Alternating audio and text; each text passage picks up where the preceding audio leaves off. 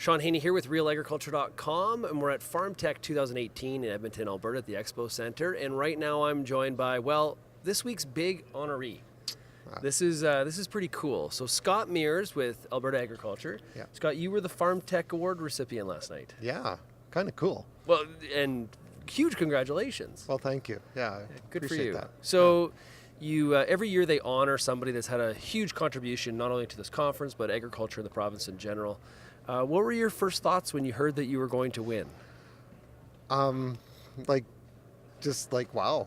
Yeah, it's, you don't go into a career to win awards, right? And I'm kind of driven to help the industry. So it's first was wow, and then it's like it's really cool to get it back, right? Because I respect the industry and I work hard for the industry, and it's really cool to have your peers say, yeah, you've done a good job. And you've dedicated your career to entomology, bugs, and I have a huge amount of respect for that. Here we get to talk all week. We've talked about a lot of issues. We've talked about agronomy, trade, economics, a little bit of life skill stuff. But you're really honed in and focused on a really fine niche. But that's such an important niche because bugs and pests are really, they can really dramatically negatively impact yield, right. And any solution you can give growers shows up on their bottom line. Yeah, and I grew up on the farm, right? So I saw the grasshoppers and I saw the sawfly, and to help farmers through that is it's a major driver of what we do. So yeah. In your career, when did you figure out I want to focus in this space? Was it early or was it? No, so I worked as a district agriculturist and a crop specialist for many years. Yeah. And then in my early 40s I went and got a master's degree in entomology. So you were in your 40s when you did it? Yes.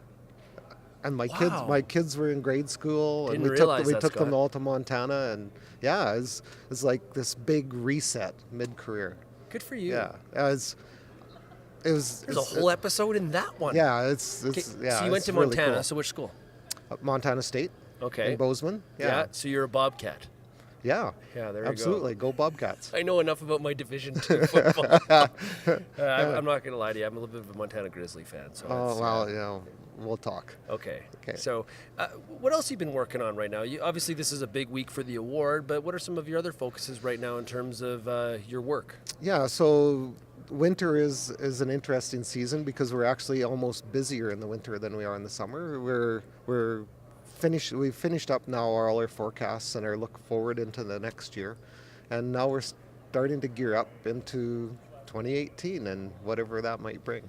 Is there a certain pest that is really on your radar this year? I ask you this every year. Yeah. But in a lot of years it's a different pest. So what's on tap for 18? Yeah, it's interesting. Is one that I'm really watching is Bertha armyworm, and it's been like zeros for the last 3 years. So why is this year different? I watch Saskatchewan, and they're building up, and all of our traps in the northeast part of central Alberta are growing. Like the numbers are coming up, and I think we're, if not this year, the year after, we're in for another go around with Bertha armyworm. So they're moving against the wind. They're resident, and the populations kind of go up and down. So it's the old predator prey thing where, they're in a low part of their cycle, so we're starting to see the predators are all low, and so they start to build up.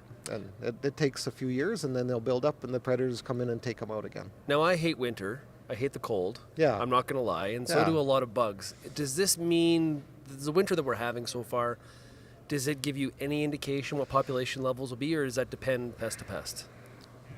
Generally, we've got some snow around the country, and so snow is a real big insulator, and it tends to sort of moderate all those cold temperatures at the soil level where the insects are hiding out.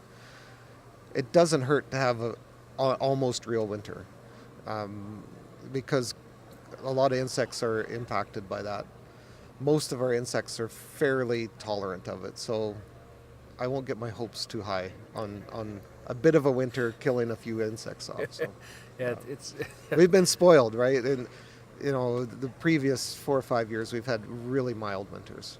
Yeah. Last year was more of a winter, and we saw some decreases in some populations. And this is, again, we're having some winter, so it certainly doesn't hurt our case, but I wouldn't put too much hope into it. So Are you still looking for some co-op farmers, people to help you out doing? always. Yeah. So how Always. if people want to help you out, how does that program work? Because it is so important. Yeah, so just they can email me.